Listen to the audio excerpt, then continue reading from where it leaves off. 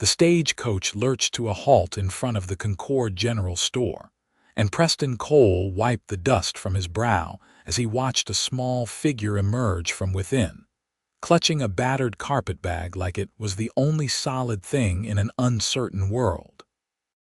Preston had been expecting this day for 3 months now, ever since he had answered an advertisement in the Kansas City newspaper and exchanged several letters through an agency that specialized in matching frontier men with women from overseas.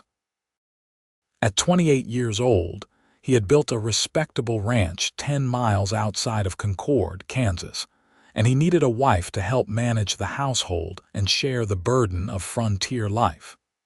The year was 1876, and good women were scarce this far west. The agency had assured him that Helena Larson was a hard-working Norwegian woman of 23, ready to start a new life in America. What the agency had failed to mention, Preston realized with a sinking feeling in his stomach, was that Helena spoke absolutely no English. She stood on the dusty main street of Concord, her blonde hair braided and pinned under a simple bonnet, her blue eyes wide with what looked like carefully controlled fear. She wore a dark traveling dress that had seen better days, and her pale skin was flushed from the journey. When Preston approached and tipped his hat, introducing himself clearly and slowly, she responded with a stream of melodic but completely incomprehensible Norwegian. Preston felt his face grow hot. Several townspeople had gathered to witness the arrival of his mail-order bride, and he could feel their curious stares boring into his back. Old Mrs. Henderson from the boarding house was whispering to the postmaster, probably already composing the gossip she would spread throughout the county. He tried again, pointing to himself. "Preston," he said, then he gestured to her questioningly. Her face brightened slightly. "Helena," she said, her voice soft but clear. She pointed to him and attempted his name. "Pries Ton." It was a start. Preston picked up her carpetbag, which weighed almost nothing, and gestured toward his wagon. Helena hesitated for just a moment before following him, her posture rigid with the kind of dignity that comes from having no other choice but to be brave. He helped her up onto the wagon seat, noting how she flinched slightly at his touch before settling herself as far from him as the narrow bench would allow. The ride out to his ranch was silent, except for the creak of wagon wheels and the steady clip of the horses' hooves. Preston tried several times to make conversation, pointing out landmarks and attempting to explain where they were going, but each effort was met with polite incomprehension. Helena kept her hands folded tightly in her lap, her gaze fixed on the endless Kansas prairie stretching out before them. When they finally arrived at the ranch, Helena's expression remained carefully neutral. Preston's property was modest but well-maintained, a 2-room cabin with a barn, a chicken coop, and a small vegetable garden that had seen better days. He had tried to prepare for her arrival, cleaning the cabin as best he could, and even buying a new quilt from Mrs. Henderson's store, but looking at it through fresh eyes, he could see how rough it must appear to someone coming from civilization. He carried her bag inside and showed her around, feeling increasingly foolish as he gestured to the kitchen area, the bedroom, the small sitting space near the fireplace. Helena nodded at everything, her expression unreadable. When he pointed to the bedroom and then to himself, and then to her, trying to explain that she could have privacy there while he would sleep on the floor by the fire, she looked confused and concerned. That first evening was awkward beyond measure. Preston had purchased supplies in town and attempted to prepare a simple meal of beans and salt pork, but Helena gently moved him aside and took over the cooking with quiet competence. She examined his pantry, such as it was, and managed to produce something that tasted considerably better than anything he had made in months. They ate in silence, stealing glances at each other across the rough wooden table. After supper, Preston pulled out a battered notebook and a pencil. He began drawing simple pictures, pointing to objects around the cabin and saying the English word clearly. "Table," he said, tapping the furniture between them. "Table." Helena's eyes widened with understanding. "Table," she repeated carefully, then said something in Norwegian that must have been her own word for it. They continued this way for over an hour, moving around the cabin, Preston pointing and naming things in English while Helena repeated them and offered her own Norwegian words in return. Preston found himself writing down both languages in his notebook, 2 columns side by side. Cup, coffee, fire, bed, door, window. The words felt like small bridges being built between them. When exhaustion finally overtook them both, Preston laid out his bedroll by the fireplace as he had promised, giving Helena the bedroom. Through the thin door, he could hear her moving quietly, preparing for sleep. He lay awake for a long time, staring at the dying embers and wondering what he had gotten himself into. He had expected a wife, a partner, someone he could talk to and share his life with. Instead, he had a stranger who could not understand a single sentence he spoke. The next morning, Helena was already awake when Preston stirred, the smell of coffee filling the cabin. She had found his flour and managed to make something that resembled flatbread, and she served it to him with a shy smile that was the first real warmth he had seen from her. He smiled back, and for a moment, the language barrier did not seem quite so insurmountable. Preston had ranch work to do, cattle to check on and fences to mend, but he found himself reluctant to leave Helena alone. He gestured for her to come with him, and after a moment's hesitation, she nodded. She changed into a simpler dress and wrapped a shawl around her shoulders against the morning chill, and together they walked out to the barn.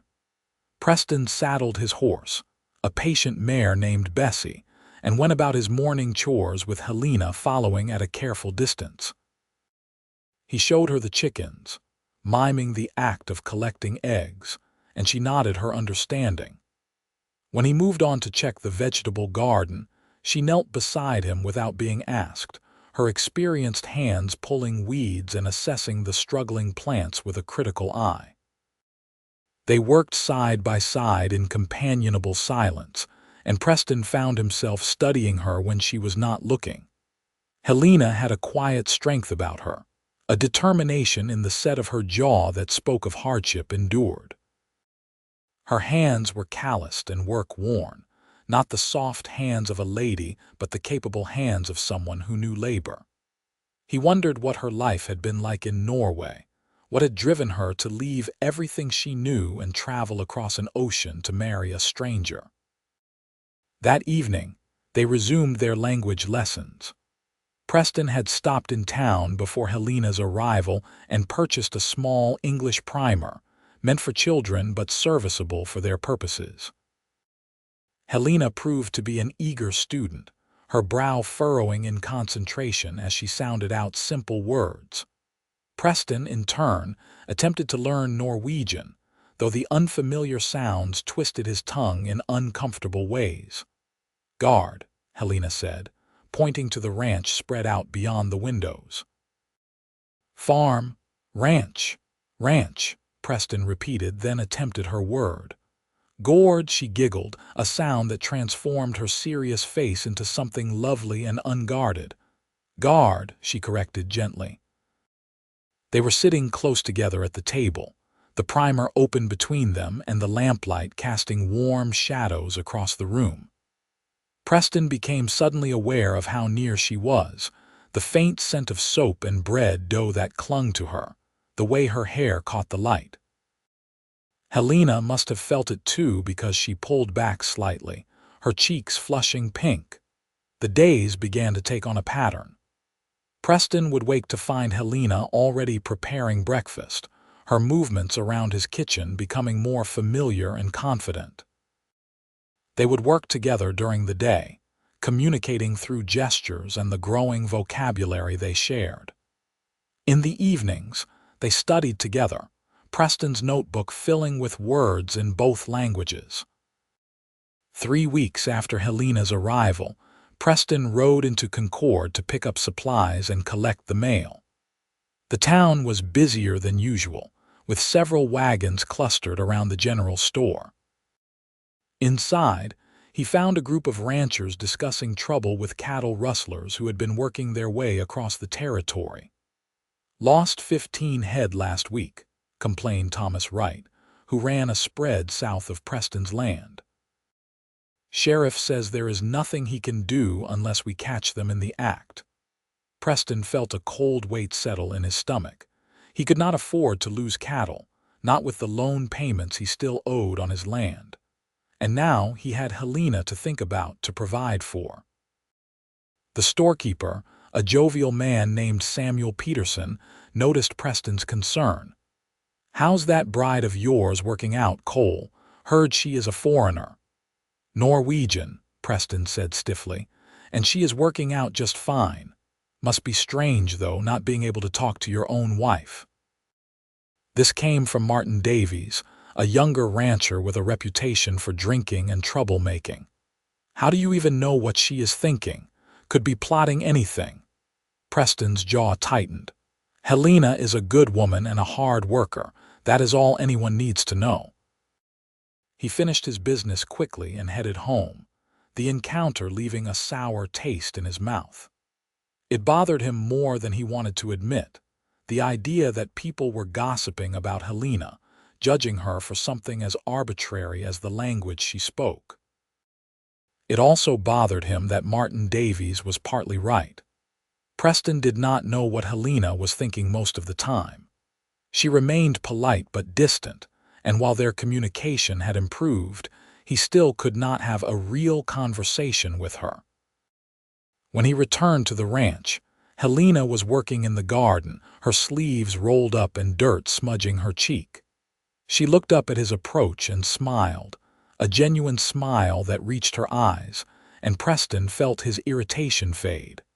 Whatever the townspeople thought did not matter. What mattered was here, in this place they were slowly learning to share. That evening, as they sat with the primer, Preston tried something different. He pointed to himself and said, "Happy." Then he smiled broadly to demonstrate. Helena watched curiously as he then pointed to himself and said, "Sad," letting his face fall into an exaggerated frown. Understanding lit her features. She pointed to herself and said what must have been the Norwegian word for happy, her expression brightening. Then she said another word and let herself look sorrowful. They went through more emotions: angry, tired, confused, excited. It was a breakthrough of sorts, a way to communicate something deeper than just objects and actions. Preston pointed to her and made a questioning face. "Helena, happy, sad?" She considered the question seriously, her blue eyes thoughtful. Finally, she pointed to herself and said, "Glad." She gestured around the cabin to the ranch beyond and repeated, "Glad." But then her expression grew more complex, and she said something in Norwegian, a long string of words that Preston could not begin to understand. He caught what might have been words for home and family and perhaps afraid, but he could not be sure. "I wish I could understand you," Preston said quietly, knowing she would not comprehend but needing to say it anyway. "I wish I knew what you are thinking, what you are feeling. I want to make you happy here, Helena. I want this to be your home." She watched his face as he spoke, and even though she could not know his exact words, something in his tone must have conveyed his meaning. She reached across the table and briefly touched his hand, a quick pressure of her fingers against his before pulling back. It was the first time she had willingly touched him, and the gesture carried more weight than any words could have. A month passed, and then two. Summer gave way to early autumn, and the Kansas heat began to ease. Preston's Norwegian was progressing faster than Helena's English. partly because he threw himself into it with single-minded determination. He borrowed books from the small library in town, found a Norwegian immigrant family living 20 miles east, and even convinced the local school teacher, Miss Emily Bradford, to help him understand the grammar. Miss Bradford, a woman in her 50s with sharp eyes and a sharper wit, was intrigued by the project. "It is unusual," she admitted when Preston explained the situation. "Most men in your position would simply expect their wives to learn English and leave it at that. The fact that you are making this effort says something about your character, Mr. Cole." "I need to be able to talk to her," Preston said simply. "Really talk, not just about chores and weather, but about real things. I want to know her." Miss Bradford studied him for a long moment. "You are falling in love with her." Preston had not articulated it to himself in quite those terms, but hearing it said aloud, he could not deny it. Over the past weeks, he had watched Helena transform from a frightened stranger into the heart of his home. She sang while she worked, Norwegian folk songs that filled the cabin with haunting beauty. She had coaxed his struggling garden into abundance and could make a feast from the simplest ingredients. She was patient with his clumsy attempts at her language, kind to the few neighbors who ventured out to meet her, and possessed of a quiet humor that emerged in unexpected moments. But more than any of that, there was the way she looked at him sometimes when she thought he was not paying attention, a softness in her gaze that made his heart race. There was the way they moved around each other in the small cabin, learning each other's patterns and rhythms. There was the sound of her laughter, rare but precious, and the peaceful silence they could share while working side by side. Yes, he was falling in love with her. Perhaps he had been from the first moment he saw her step off that stagecoach, terrified but unbowed. Armed with better resources and Miss Bradford's guidance, Preston's Norwegian improved dramatically. He began to understand fragments of Helena's songs and could follow simple conversations. One evening, about 10 weeks after her arrival, he sat down across from her after supper and spoke to her in carefully practiced Norwegian. "Helena, I want to tell you something. I have been learning your language because I want to know you. I want to understand your thoughts and dreams. You are not just my wife on paper. You are becoming important to me." Helena's eyes widened in shock, her spoon clattering to her plate. "You speak Norwegian," she said in her own language, her voice barely a whisper. "You learned it for me." "I am not very good yet," Preston admitted, still speaking Norwegian but stumbling over the unfamiliar constructions. "But I am trying. Will you help me? Will you talk to me, really talk, so I can learn more?" Tears spilled down Helena's cheeks, and she covered her mouth with her hand. Preston felt panic rise in his chest. Had he said something wrong? Insulted her somehow with his poor grammar? But then she was speaking, words tumbling out in a rush of Norwegian that he could only partially follow. She spoke of loneliness and fear, of the terror of crossing the ocean and arriving in a strange land where nothing was familiar. She spoke of her relief at finding him kind when he could have been cruel, gentle when he could have been demanding. She spoke of her growing affection for the ranch, for the wide Kansas sky, for the man who worked so hard and never raised his voice and was learning her language just so they could understand each other. Preston caught perhaps half of what she said, but it was enough.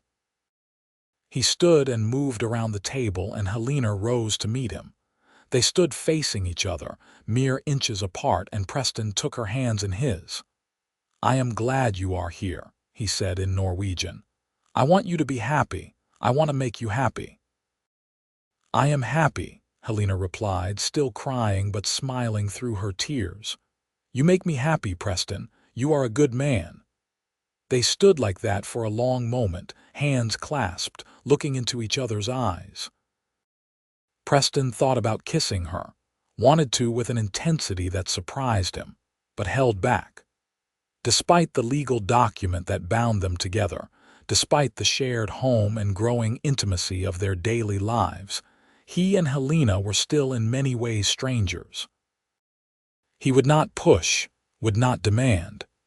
He would earn her affection honestly, one Norwegian word at a time.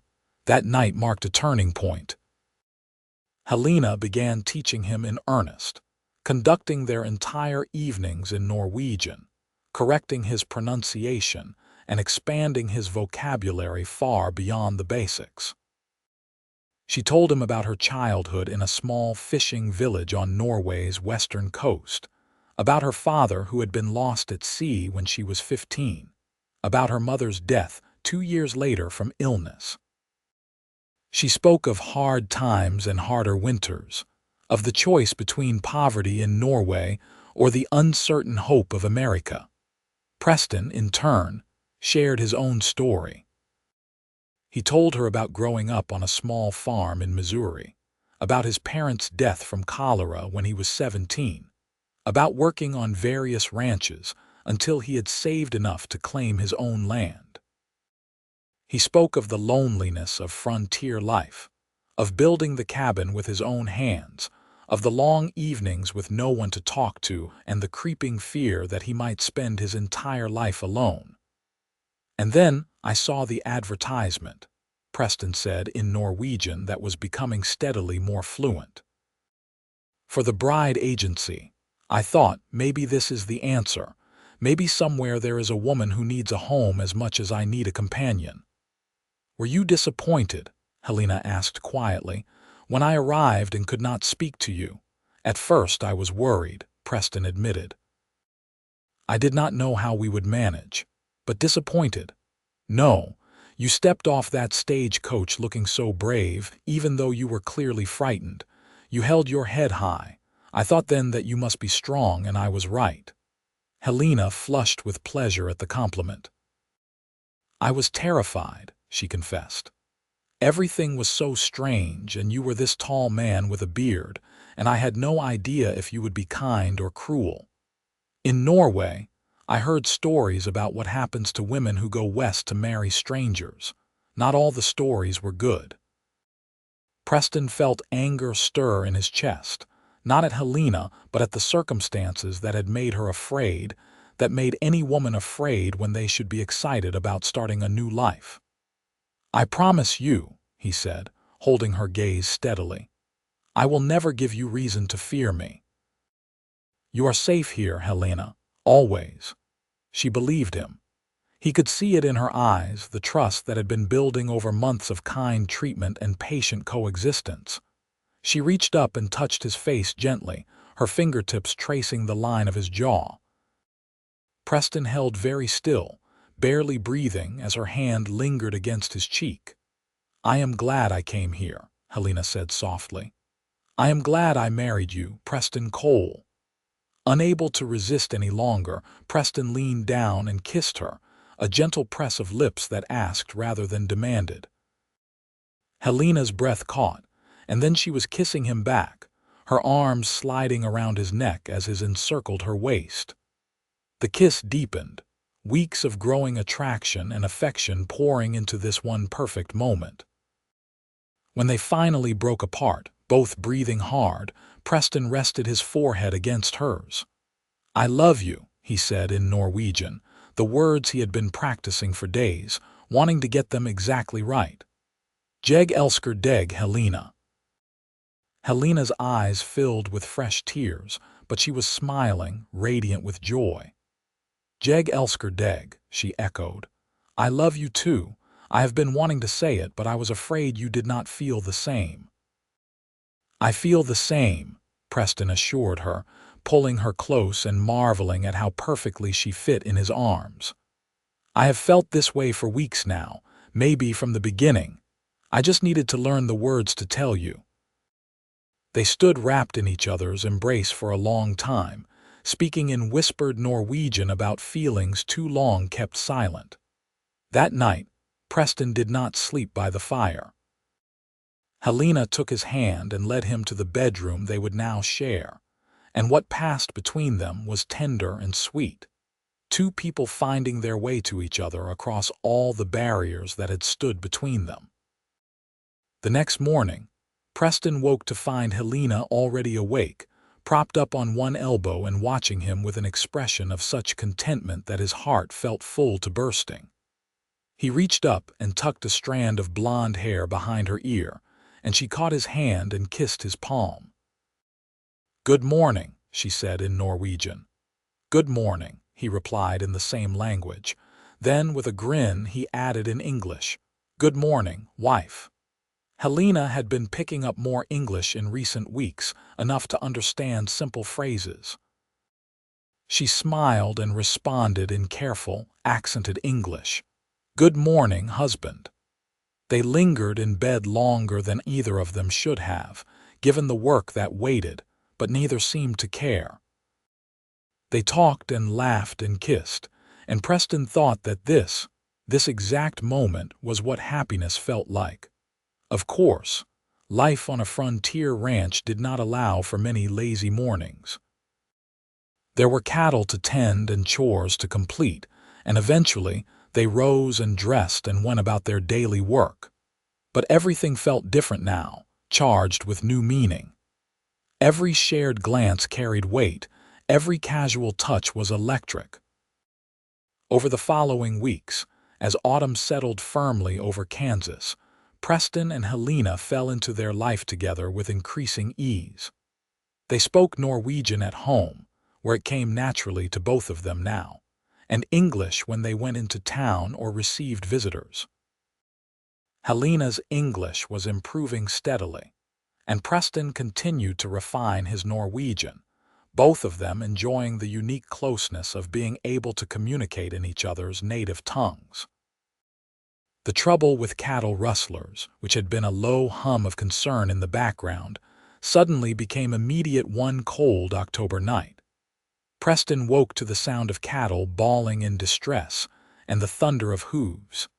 He was on his feet instantly, pulling on his boots and grabbing his rifle. "Stay inside," he told Helena urgently in Norwegian. "Lock the door behind me and do not come out until I return." Fear flashed in Helena's eyes, but she nodded and followed him to the door, her hand catching his arm before he could leave. "Be careful," she said. "Please, Preston, be careful." He kissed her quickly, fierce and hard. "I will come back to you, I promise." Outside, chaos reigned. Preston could see dark figures on horseback driving a portion of his herd toward the western boundary of his property. Anger surged through him, hot and righteous. Those cattle represented months of work and money he could not afford to lose. He mounted Bessie and rode hard toward the rustlers, firing a warning shot into the air. The thieves scattered, but not before Preston got a good look at one of them. Martin Davies, he was almost certain, though the darkness made it hard to be completely sure. The rustlers abandoned their attempted theft and fled into the night, leaving Preston's cattle milling nervously but intact. Preston worked for over an hour settling the herd and checking for injuries before finally returning to the cabin. Dawn was breaking over the horizon, painting the sky in shades of gold and pink. Helena must have been watching for him because the door flew open before he even dismounted, and she ran out to meet him, propriety abandoned in her relief. "You are safe," she gasped in Norwegian, her hands running over him as if checking for injuries. "I heard the gunshot and I was so frightened." "I am fine," Preston assured her, holding her tight. "They ran off. The cattle are safe." They went inside and Preston told her what had happened while she insisted on making him breakfast despite the early hour. When he mentioned his suspicion about Martin Davies, Helena's expression darkened. "That man from town," she said, her Norwegian rapid with anger. "The one who stares at me rudely when we go to the store." Preston had noticed it too, the way Davies looked at Helena with an expression that made Preston's hands curl into fists. I will ride into town today and speak to the sheriff. Even if I cannot prove Davies was involved, he needs to know what happened. The sheriff, a weary man named Robert Coleman, took Preston's report seriously, but confirmed what Preston already suspected. Without proof or witnesses, there was little he could do. Best I can offer is to increase patrols in your area, Coleman said. Keep your rifle close and your eyes open, Cole. These rustlers are getting bolder. Preston stopped by the general store on his way out of town and nearly collided with Miss Bradford, the schoolteacher, on the front steps. Mr. Cole, she greeted him warmly. How is that Norwegian of yours progressing, and your lovely wife? Both are well, thank you, Miss Bradford. Helena sends her regards. I am glad to hear it. You know, Mr. Cole, you have done something rather remarkable. I have been teaching for 30 years, and I have seen many marriages of convenience out here on the frontier. But few men would make the effort you have made to truly understand your wife. It speaks well of you. Preston felt his face heat with the compliment.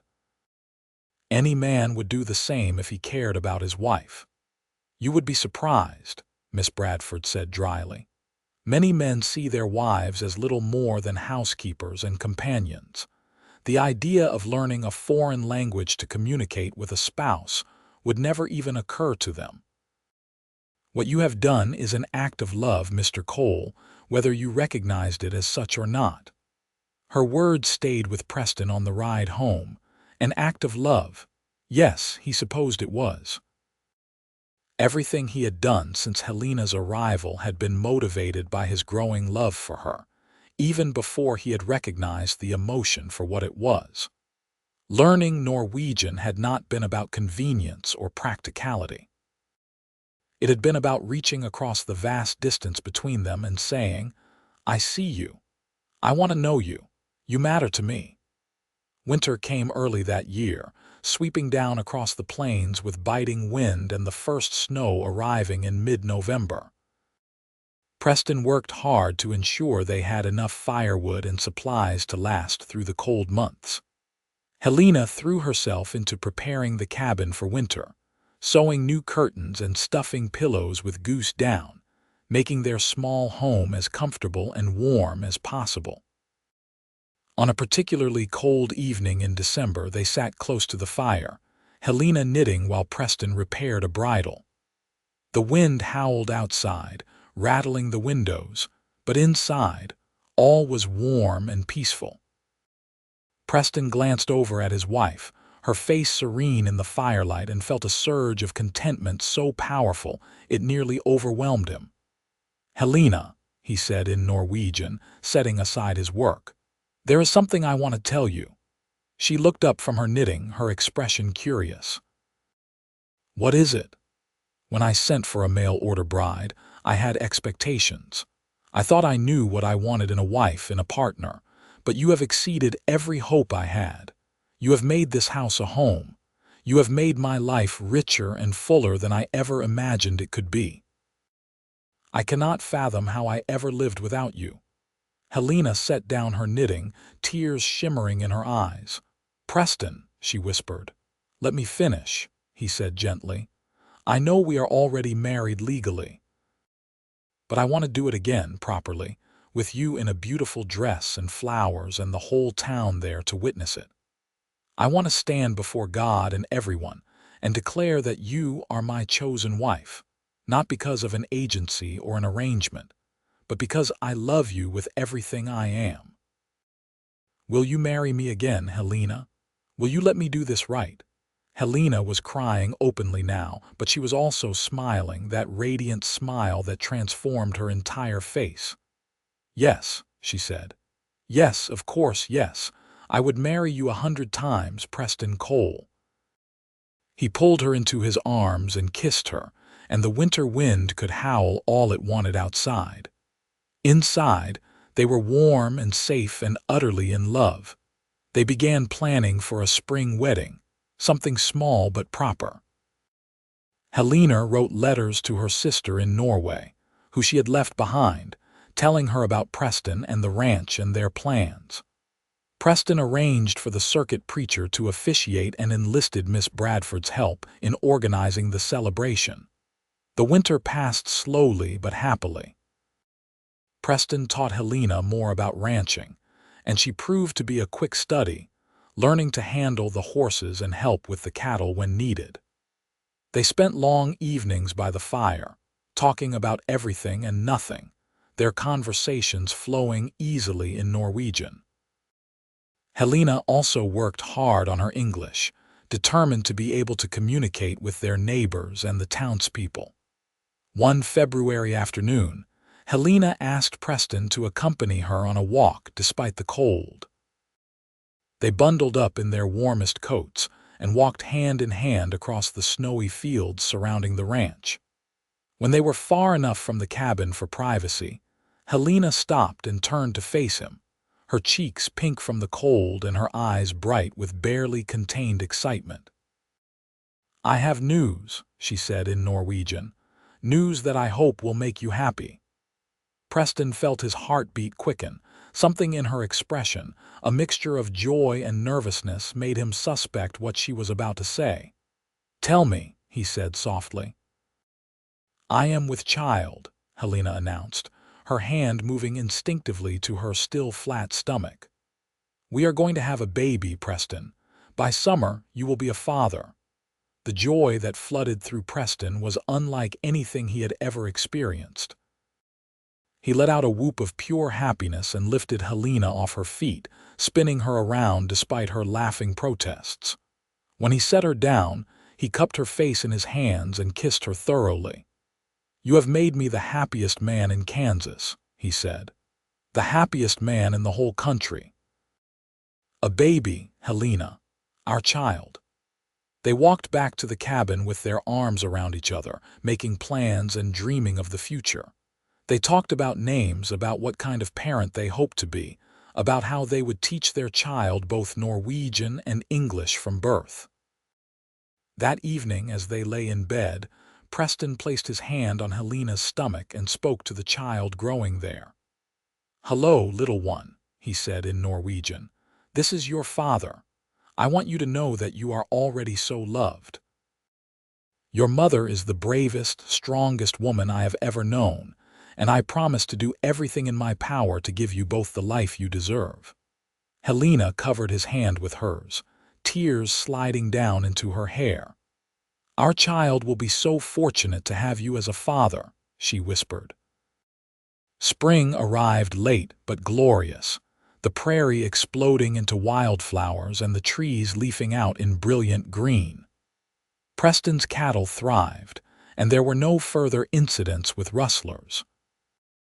It seemed that the increased patrols and the word that Preston was willing to defend his property had deterred further attempts.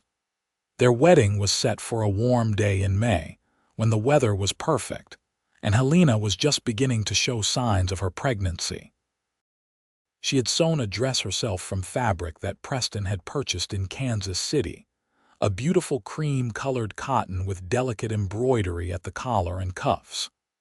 On the morning of the wedding, several women from town came to the ranch to help Helena prepare, including Miss Bradford and Mrs. Henderson from the boarding house. Preston waited at the small church in Concord, more nervous than he had been for the simple civil ceremony that had originally bound them together. His friend Thomas Wright stood up with him as best man, clapping him on the shoulder encouragingly. "You are a lucky man, Cole," Thomas said. "That wife of yours is special." "I know it," Preston replied. "Believe me, I know it." When Helena appeared in the doorway of the church on Miss Bradford's arm, Preston felt his breath catch in his chest. She was beautiful, glowing with happiness and health, her blonde hair adorned with wildflowers. She walked down the aisle toward him, her eyes locked on his, and Preston felt emotion well up in his throat. The ceremony was conducted in English, but Preston had worked with the preacher to include portions in Norwegian as well. When it came time for the vows, Preston spoke first in English, and then repeated himself in Norwegian, wanting Helena to hear his promises in her own language. I, Preston Cole, take you, Helena Larson, to be my wife. I promise to love you, honor you, and cherish you all the days of my life. I promise to be worthy of the gift you have given me by crossing an ocean to be my partner. I promise to learn and grow with you, to communicate with you in whatever language it takes, to build a life with you that honors us both. This I swear before God and these witnesses. Helena's vows were equally heartfelt, spoken in accented but clear English, and then repeated in flowing Norwegian. I, Helena Larson, take you, Preston Cole, to be my husband. I promise to love you, honor you, and cherish you all the days of my life. I promise to make our house a home, to stand beside you in times of plenty and times of want, to raise our children with love and wisdom. You learned my language to tell me you love me, and I will spend every day showing you that your effort was not wasted. This I swear before God and these witnesses. There was not a dry eye in the church when they sealed their vows with a kiss. The celebration afterward was joyful. The townspeople who had once gossiped about the foreign bride now fully accepting of Helena as one of their own. She had won them over with her kindness, her work ethic, and her obvious devotion to Preston. As the sun began to set and the celebration wound down, Preston and Helena returned to their ranch, to the home they had built together through patience, effort, and love. They stood on the porch, watching the last light fade from the sky, Preston's arms wrapped around Helena from behind, his hands resting gently on her swelling belly. "Are you happy?"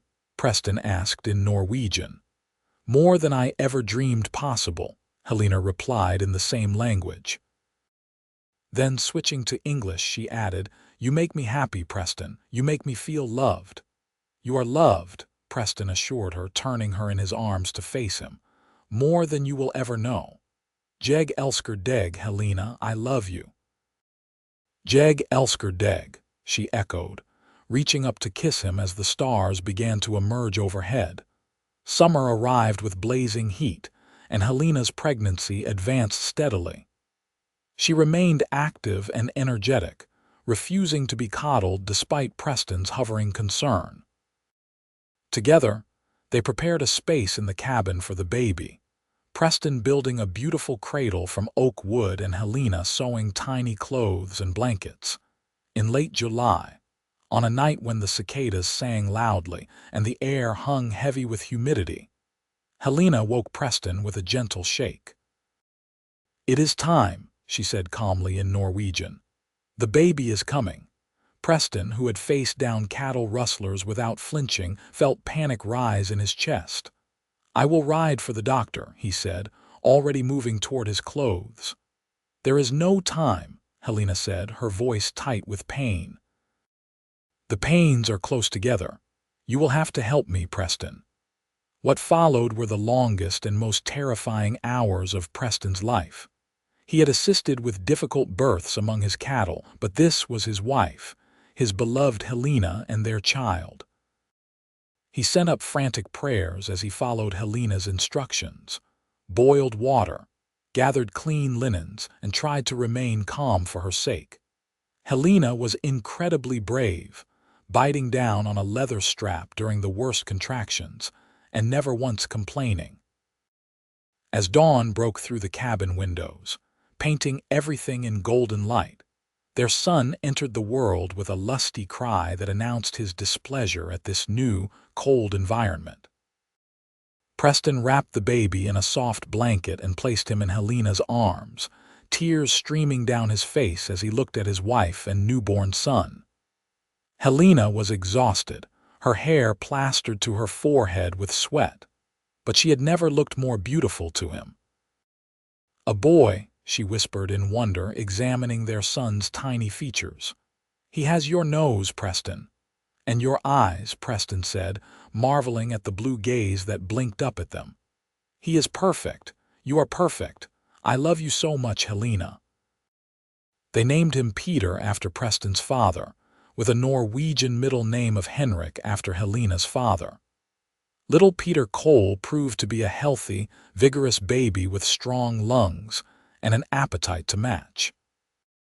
Preston rode into town the next day to fetch the doctor to check on both Helena and the baby, and Dr. Matthews pronounced them both in excellent health. The next few months passed in a blur of sleepless nights and overwhelming joy. Preston discovered depths of love he had not known he possessed, holding his son in the quiet hours before dawn and speaking to him in both English and Norwegian. Helena bloomed in her role as mother, patient and nurturing, singing Norwegian lullabies that Peter seemed to find especially soothing. As Peter grew from infant to toddler, he became the bridge between his parents' two worlds.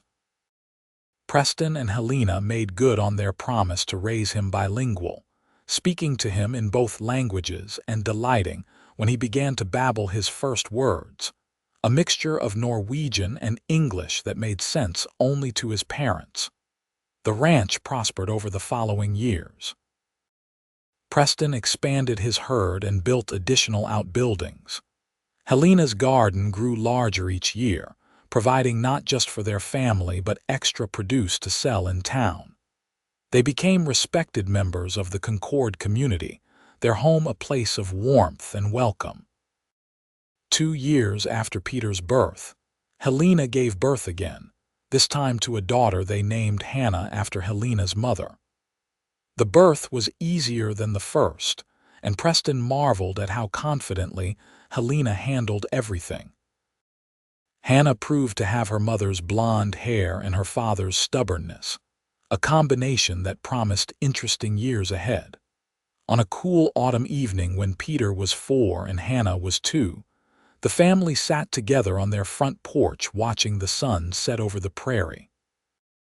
Peter was chattering away in his unique blend of languages, telling a story about a frog he had found by the creek, while Hannah dozed contentedly in Preston's arms.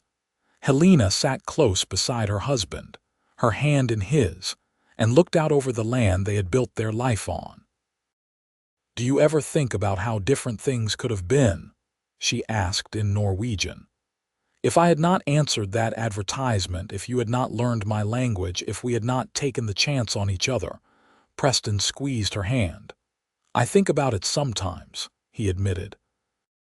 "And it terrifies me. The thought that I might have missed this, missed you, missed all of this." He gestured to encompass their children, their home, the life they had created together. "I was so frightened when I arrived," Helena confessed. "I felt so alone, so lost in this strange place." "But you made me feel seen, Preston. When you started learning Norwegian, when you put in that effort just to understand me, it changed everything. You showed me that I mattered to you." "You did matter," Preston said. "You do matter. You are the center of my world, Helena, you and our children. Everything good in my life flows from the day you stepped off that stagecoach." They sat in comfortable silence for a while, watching the colors deepen in the sky. Peter had moved on from his frog story and was now singing a Norwegian folk song that Helena had taught him, his high, sweet voice carrying in the still air. "Jeg elsker deg," Preston said softly, the words as familiar now as breathing. "I love you, Helena Cole." "Jeg elsker deg," Helena replied, leaning her head on his shoulder. "I love you, Preston Cole, always and forever."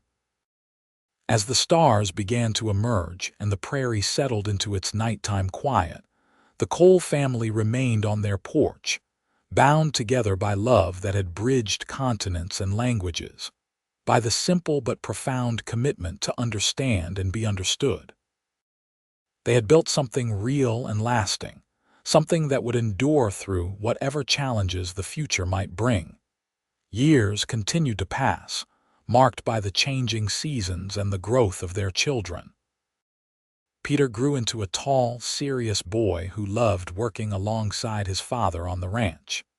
He was equally comfortable in Norwegian and English, often serving as a translator when Norwegian immigrants passed through Concord. Hannah proved to be spirited and clever, with a gift for languages even beyond her brothers, picking up bits of German and Swedish from other immigrant families in the area. When Peter was 8 and Hannah was 6, Helena gave birth again, this time to twin boys they named Paul and Henrik.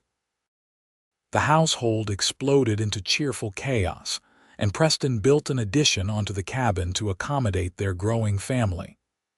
The twins were identical in appearance, but opposite in temperament, Paul being quiet and thoughtful while Henrik was adventurous and mischievous. Through it all, Preston and Helena's love continued to deepen and mature. They still spoke Norwegian together in private moments, the language that had become the symbol of their connection.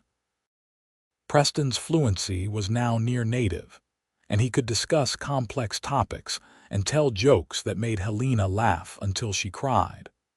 On their 10th wedding anniversary, the second one celebrating their church ceremony, Preston arranged for Mrs.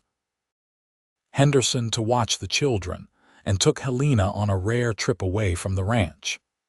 They stayed in a hotel in Kansas City, a luxury they could now afford thanks to the ranch's success, and spent 2 days simply enjoying each other's company without the demands of children and cattle. On the second evening, as they strolled along the city streets in the warm summer air, Helena turned to Preston with a mischievous smile. "Do you remember," she said in Norwegian, "that first night when you tried to tell me about the bedroom arrangements by pointing and gesturing? I thought you were trying to tell me you snored." Preston laughed, the memory suddenly vivid. "I was so nervous. I had no idea how to communicate something that delicate without words." "You were very respectful," Helena said more seriously. "Even when you did not have to be, when I would have had no way to complain or object, you treated me with kindness and gave me space. That meant everything to me, Preston." "You deserved nothing less," Preston said firmly.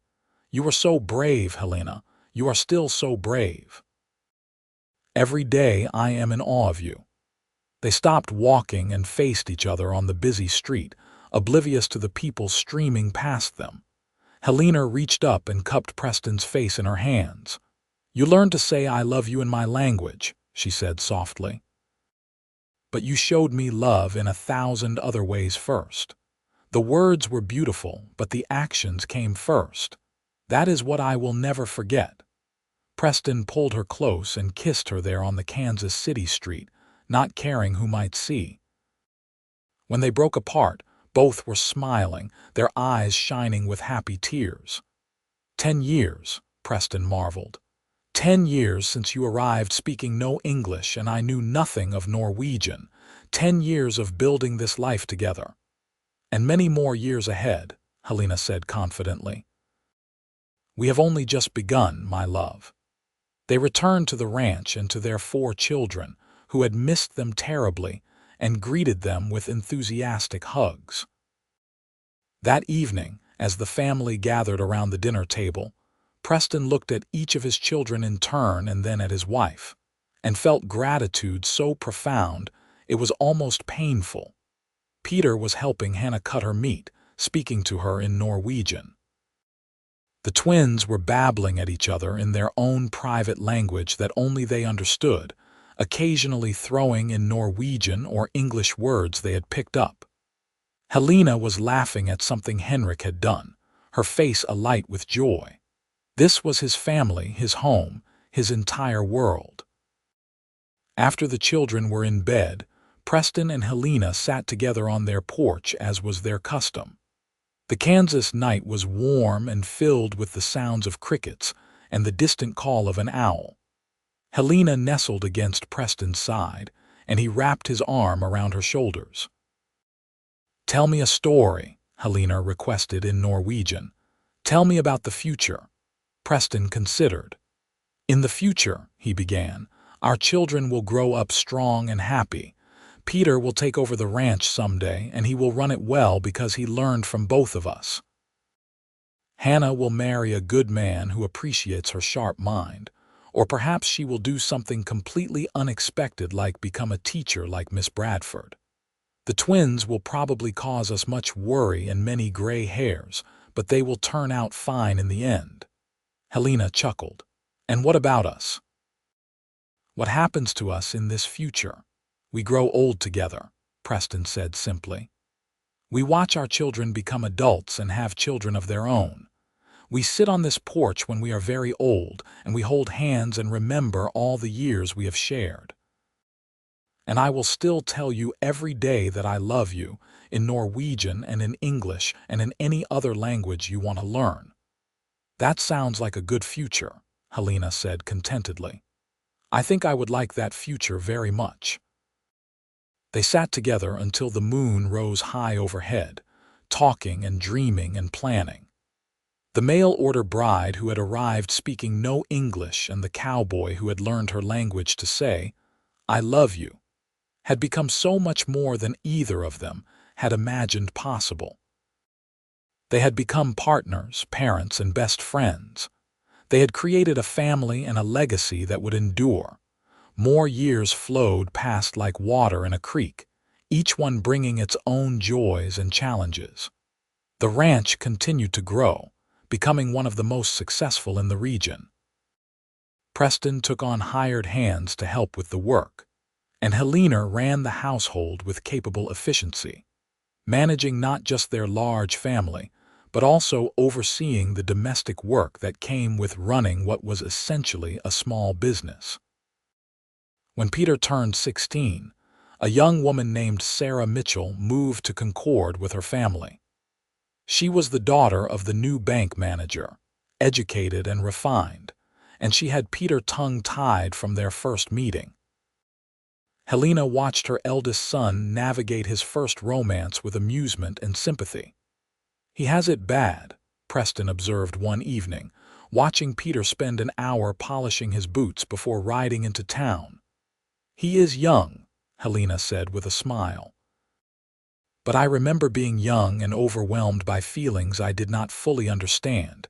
You made me feel that way, you know, still do sometimes." Preston pulled her close. "After all these years, I would have thought I lost my ability to overwhelm you long ago." "Never," Helena assured him. "You still make my heart race when you smile at me a certain way. I think you always will." Peter's courtship of Sarah was sweet and earnest, and when he asked Preston's permission to marry her once they were both 18, Preston gave his blessing readily. The young couple was clearly in love, and Sarah had impressed both Preston and Helena with her intelligence and warm heart. Hannah, at 16, announced that she wanted to attend a teacher's college in the East. This was a more difficult decision for Preston and Helena, the thought of their daughter traveling so far away daunting. But Miss Bradford, now retired but still influential, advocated strongly for Hannah's education. "She has a gift," Miss Bradford told Preston and Helena. "It would be a waste not to develop it. And honestly, in this modern age, women need education just as much as men do." It was 1894, and the world was changing rapidly. The Wild West of Preston and Helena's early years together was becoming civilized, tamed. Railroads crisscrossed the country, towns were becoming cities, and the lawless frontier was giving way to established society. After much discussion and prayer, Preston and Helena agreed to let Hannah pursue her education. Watching their daughter board the train east was one of the hardest things either of them had ever done, but they knew it was right. Helena cried in Preston's arms that night, mourning the little girl who had grown up too fast. The twins, now 12, kept their parents busy with their antics. Paul had discovered a love of books and could often be found reading when he should have been doing chores. Henrik had his father's gift with horses and could ride better than men twice his age. They were good boys, despite their occasional mischief, and Preston was proud of the young men they were becoming. On a crisp October evening, Preston and Helena received a letter from Hannah. She had been gone for 3 months, and they eagerly opened every correspondence from her. This letter contained exciting news. Hannah had been selected as the top student in her class and had been asked to give a speech at an upcoming assembly. Helena read the letter aloud in Norwegian, as she often did when they were alone, and then looked up at Preston with shining eyes. "Our daughter," she said. "Can you believe it? Our little Hannah, who used to follow you around the ranch asking 1,000 questions. She gets her brains from you," Preston said, "and her determination. I am so proud of her, Helena, proud of all our children. They are turning out well." "Because they had a good father," Helena said firmly. "You have been everything I could have wanted for them, Preston. Patient and kind, but firm when necessary, teaching them by example what it means to be a good person." Preston felt emotion tighten his throat. Even after all these years, Helena could still move him to tears with her words. "We did it together," he managed to say. "Everything good in our family we built together. Winter settled over the ranch, cold but not cruel. Peter and Sarah were married in a beautiful ceremony in February, and Preston gained a daughter-in-law he quickly came to love. Sarah fit into the family seamlessly, helping Helena with the household work and bringing fresh energy to the ranch. When spring arrived, it brought Hannah home for a visit, full of stories about her studies and her life in the East. She had changed in subtle ways, becoming more confident and self-assured, but she was still their Hannah. She spent hours helping her mother in the kitchen, chattering away in Norwegian, which she had not forgotten despite her time away. One evening during Hannah's visit, the entire family gathered around the large table Preston had built years ago. Peter and Sarah were there. The twins were arguing good-naturedly about something, and Hannah was telling a funny story about one of her professors. Helena had cooked an elaborate meal, and the cabin was filled with the sense of food and the sounds of laughter. Preston sat at the head of the table and looked around at the faces of the people he loved most in the world. His eldest son, now a married man who would carry on the ranch. His daughter, brilliant and destined for great things. His twin boys, full of energy and promise. His daughter-in-law, a welcome addition to their family. And Helena, his beloved wife, still beautiful to him after all these years, her face glowing with happiness as she watched their children interact. This was what he had built. This was the result of learning a language, of making the effort to truly understand another person, of choosing love over convenience. This loud, joyful, chaotic family was his greatest achievement. Helena caught his eye across the table and smiled, that special smile she reserved just for him. "Jeg elsker deg," she mouthed silently. "Jeg elsker deg," Preston mouthed back, his heart full. The years continued their steady march. Hannah graduated with honors and took a teaching position in Kansas City, though she visited home regularly. Peter and Sarah gave Preston and Helena their first grandchild, a boy they named Preston Jr. And Helena cried happy tears when she held her grandson for the first time. The twins grew into young men, Paul eventually becoming a lawyer and Henrik choosing to stay on the ranch and work alongside his father and brother. Preston's hair went gray and then white, and Helena's blonde was threaded with silver, but their love remained as strong as ever. They still spoke Norwegian together, still sat on their porch in the evenings, still held hands and talked about their days. The language that had brought them together remained their private connection, a reminder of where they had started. On their 25th wedding anniversary, their children organized a surprise celebration. The cabin and grounds were decorated with flowers and ribbons, and it seemed like half of Concord had turned out to help them celebrate. There were speeches and toasts, food and dancing, and through it all, Preston and Helena stayed close together, overwhelmed by the outpouring of love and support. Miss Bradford, now quite elderly but still sharp as ever, approached them near the end of the evening. "I told you once," she said to Preston, "that learning Norwegian was an act of love. I was right, was I not? Look at what that act of love created. Look at this beautiful family, this beautiful life."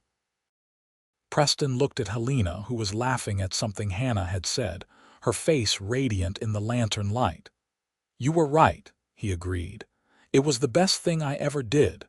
More grandchildren arrived over the years. Peter and Sarah had 3 more children. Hannah married a professor she met in Kansas City and had 2 children of her own. And Paul surprised everyone by marrying a suffragette and becoming an advocate for women's rights. Henrik remained a bachelor, devoted to the ranch and to his parents, though Helena held out hope that he would eventually find someone special. Preston and Helena eased into old age together, gradually turning over more of the ranch responsibilities to Peter and Henrik. They spent their days in the cabin they had shared for so long, tending Helena's now legendary garden, receiving visits from their children and grandchildren, and simply enjoying the peace they had earned. On a warm summer evening in 1910, when Preston was 62 and Helena was 57, they sat together on their porch as the sun set over the Kansas prairie. It had been their ritual for 34 years, this quiet time together at the end of each day, and it never grew old. "You remember," Preston said in Norwegian, the language that still felt most natural between them, "the first time I told you I loved you in your language." "How nervous I was that I would pronounce it wrong," Helena laughed softly. "I remember. You had been practicing for days, I could tell. You would say it under your breath when you thought I could not hear. And then, when you finally said it to me, I thought my heart would burst with joy." "I was so terrified," Preston admitted. "Terrified that you did not feel the same way, that I had misread everything between us. But I had to tell you, even if you did not love me back. I needed you to know." "I loved you already by then," Helena said. "I think I started loving you the day I realized you were learning Norwegian. Not just a few words to get by, but really learning it, studying it seriously. I thought, this is a man who cares. This is a man who sees me as a person worth the effort. How could I not love someone like that?" They sat in silence for a while, holding hands and watching the stars emerge. The prairie stretched out before them, endless and beautiful, the same land they had worked together for decades. "I have been so happy," Helena said quietly. "I want you to know that, Preston. My life with you has been everything I could have hoped for and more. I know I took a huge risk coming here, marrying a stranger, leaving everything I knew behind. But it was worth it. You were worth it. This life we built was worth it." Preston brought her hand to his lips and kissed it gently. "I am the fortunate one," he said. "You gave me everything, Helena. A family, a home, a purpose. Before you, I was just going through the motions of living. You taught me what it means to truly live, to love and be loved in return." "We taught each other," Helena corrected gently. "That is what marriage is, I think. Teaching each other, learning from each other, growing together. We did that well, you and I."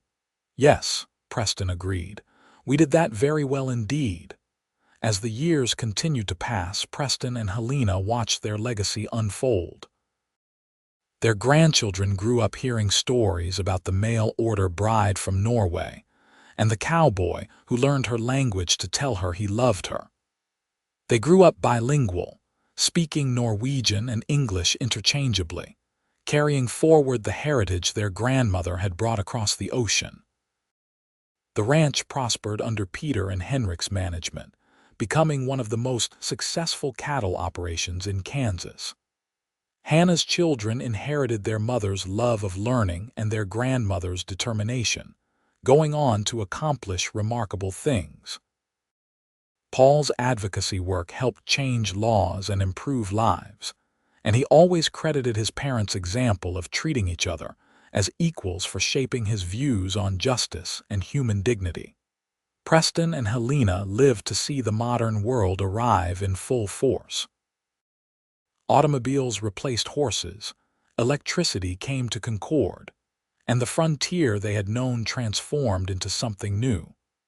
But through all the changes, their love remained constant, the bedrock of their lives and the foundation of their family. On a spring morning in 1915, Preston woke to find Helena still asleep beside him, her face peaceful in the early light. They had been married for 40 years, had built a life beyond anything he could have imagined that day when a frightened young woman had stepped off a stagecoach, unable to speak his language. He watched her sleep and thought about all they had shared. The early days of awkward communication and growing attraction. The first time he had told her he loved her in Norwegian and seen her face light up with joy. The birth of their children and the pride of watching them grow. The quiet evenings on the porch and the loud, joyful family gatherings. The challenges they had faced and overcome together. The simple, profound pleasure of spending decades with someone who understood him completely. Helena stirred and opened her eyes, smiling when she saw him watching her. "Good morning," she said in Norwegian. "Good morning, my love," Preston replied in the same language. "I was just thinking about how lucky I am." "We are both lucky," Helena said, reaching for his hand. "We found each other across oceans and languages. We built something real and lasting. Not everyone can say that." They rose together and began their day, moving around each other with the practiced ease of 40 years together.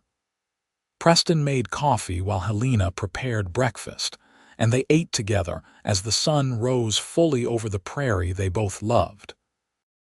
Their children visited later that day, a regular Sunday gathering that had become tradition.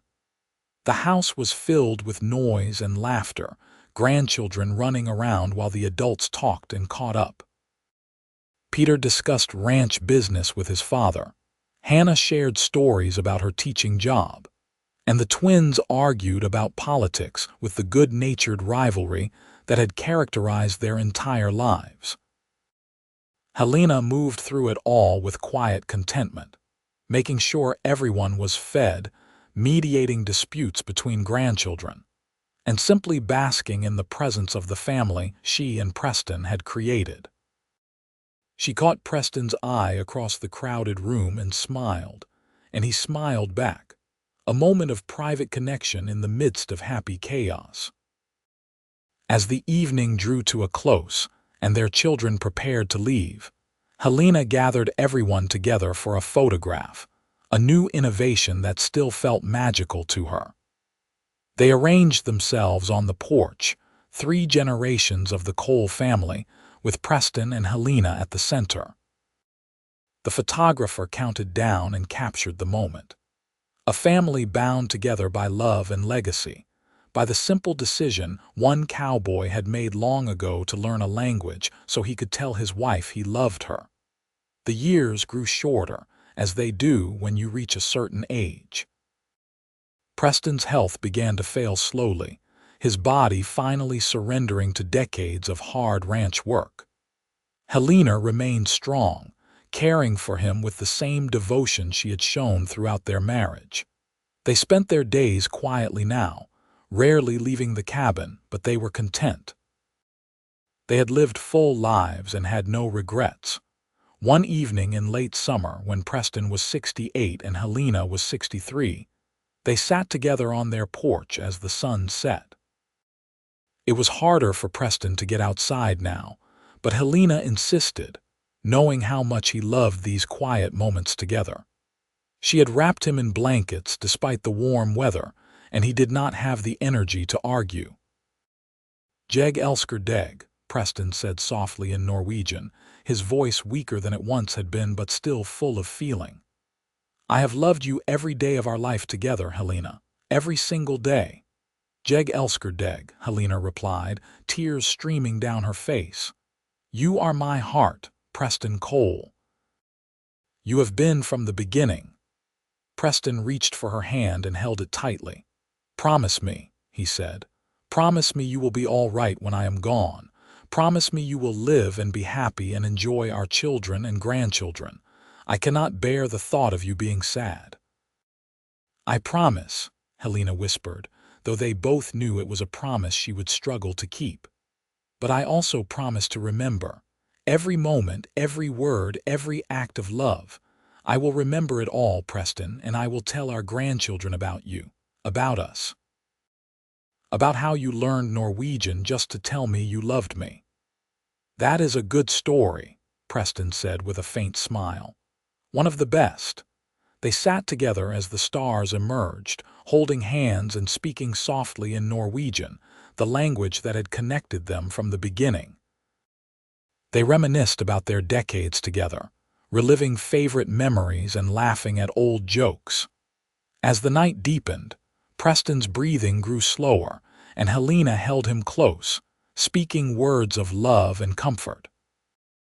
Preston passed peacefully near midnight, cradled in Helena's arms, the woman he had loved for 40 years speaking to him in the language he had learned for her. His last words were in Norwegian, a final Jeg elsker deg that carried all the love of their decades together. Helena mourned deeply but carried on, as she had promised. She lived another 12 years, surrounded by her children and grandchildren, telling them stories about their grandfather and the life they had built together. She taught Norwegian to anyone who wanted to learn, passing on the language that had been so central to her marriage. When Helena passed in 1927 at the age of 75, she was buried beside Preston on the ranch they had built together. Their graves looked out over the prairie they had loved, and the headstones were inscribed in both English and Norwegian. Beloved husband and wife, who found love across languages and built a legacy that endures. Their children and grandchildren carried forward the lessons Preston and Helena had taught. The importance of effort in love, of really seeing and understanding your partner. The value of heritage and tradition, of passing down language and culture.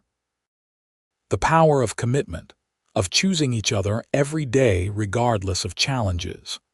The ranch remained in the family for generations, a testament to Preston and Helena's hard work and vision.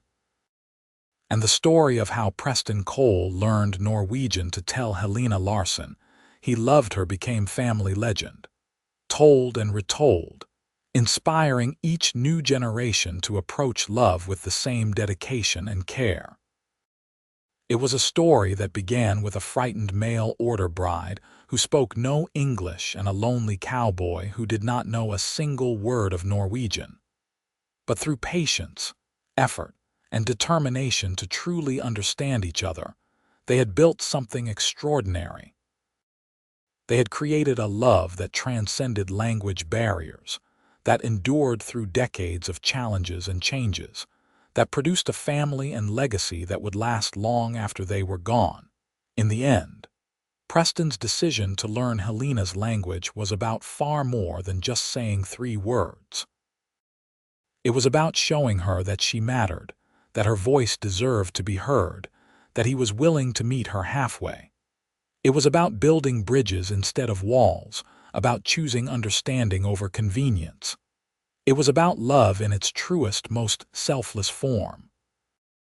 And that love, that bridge built word by word across the gap between 2 languages and 2 hearts, became the foundation of everything that followed.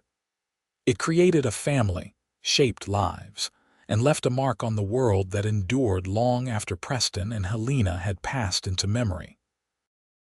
The mail-order bride who had arrived speaking no English and the cowboy who had learned her language to say, "I love you," had found something rare and precious.